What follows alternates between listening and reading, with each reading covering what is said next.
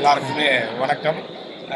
Happy Raj படம் பார்த்துட்டு வந்தோம். சூப்பராக இருந்தது. நாங்கள் அதிர்ச்சிக்காக தான் வந்தோம். அதிர்ச்சி வந்து ஒரு முக்கியமான கதாபாத்திரம் நேர்த்தி அதில் நடிச்சிருக்காரு.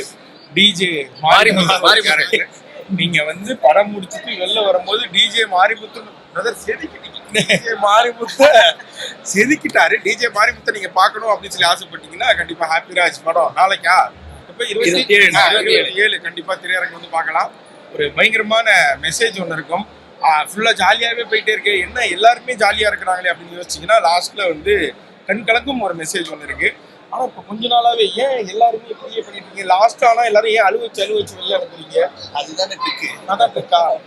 அதான் அந்த டான்ல இந்த கல்ச்சர் ஆரம்பிச்சது. நான் இது எதையும் ரிவீல் பண்ணல. ஆனால் கண்டிப்பாக பிரதர் தான். வணக்கம்மா.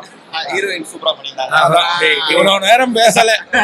அந்த பிள்ளைய பார்த்தோன்னே அவங்க ஏன்னா அவங்களோட நடிப்பு வந்து தனியா தெரிஞ்சதுங்க. எக்ஸ்ட்ராடனரியா அது எனக்கு ரொம்ப பிடிச்சிருக்கு. அங்க மரியம் ஜார்ஜ்னு ஒருத்தர் பின்னிட்டு இருந்தாரு. அவ்வளவு ஸ்கிரீன்லயும் அவர் மட்டும் தனியா தெரிஞ்சாரு. அதை சொல்லல. இல்ல அந்த பெங்களூர்ல அந்த கஃபேல உட்காந்து அழுவீங்களே, அது கை தட்டின உண்மையாலே இந்திய தட்டு. ஃபர்ஸ்ட் ஹீரோயின் அவங்க போயிட்டோம். அவங்கள பத்தி பேசுறேன். இப்ப அவங்க அந்த ஸ்டேஜ்ல இருந்தாங்கன்னா அவங்களே பத்தி பேசிப்பாங்க. ஃபேமிலியோட பார்க்கக்கூடிய சூப்பரான படம். கண்டிப்பா எல்லாருமே வந்து ஃபேமிலியோட பாருங்க.